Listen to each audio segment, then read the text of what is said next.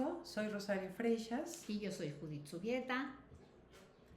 En México, la educación superior presencial, al igual que en otros países del orbe, ha crecido a un ritmo lento, particularmente después de la crisis que provocó el COVID-19. Pero en la modalidad a distancia ha crecido de manera mucho más acelerada y particularmente en los últimos años. El número de mujeres matriculadas en programas educativos a distancia se ha despegado y ha crecido más que el de los hombres.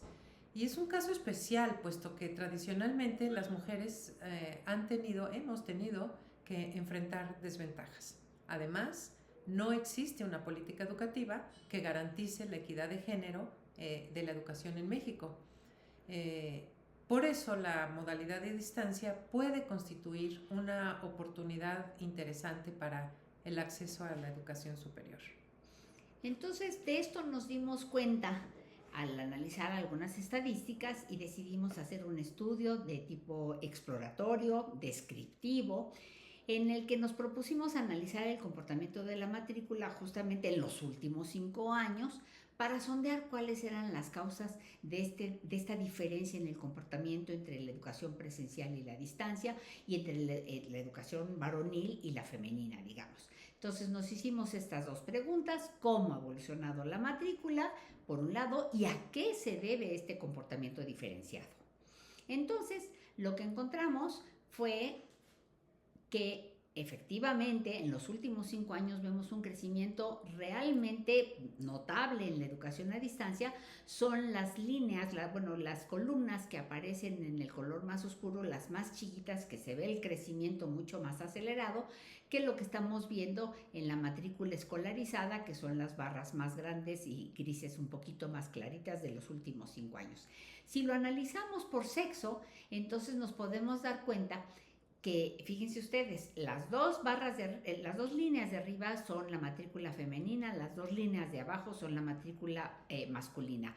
Dense cuenta de cómo es el crecimiento mucho más rápido en el caso de las mujeres, pero también de cómo se ha ido ampliando la diferencia entre la educación no escolarizada de mujeres, 54% en 2019 versus 45.6% para los hombres, y ya en el 2023, que es el último año para el que tenemos cifras desagregadas por sexo, 56% de mujeres y 43.8% de hombres. Bueno, pero ¿a qué se debe esto? Buscamos en la literatura. ¿Por qué es que las mujeres están decidiendo estudiar a distancia? Hay causas que no son atribuibles al sexo y entonces esas las dejamos de fuera, y lo que sí encontramos entre muchas otras pues las agrupamos en estos 3 grandes grupos. El primero de ellos son las responsabilidades domésticas y de cuidados. Es decir, sabemos que este tipo de tareas del hogar, del cuidado de los hijos, de los mayores, ha sido atribuido a las mujeres en su mayoría. Y esto pues impide el acceso a la educación porque fundamentalmente pues les requiere de tiempo y de estar adentro de las casas.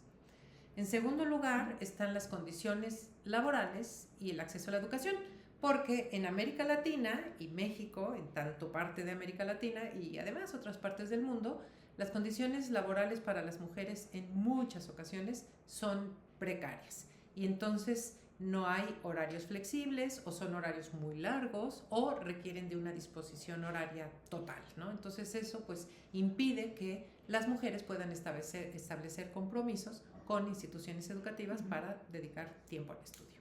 Y el tercero, y esta es una buena noticia, tiene que ver con el uso y la apropiación de las tecnologías digitales por parte de las mujeres.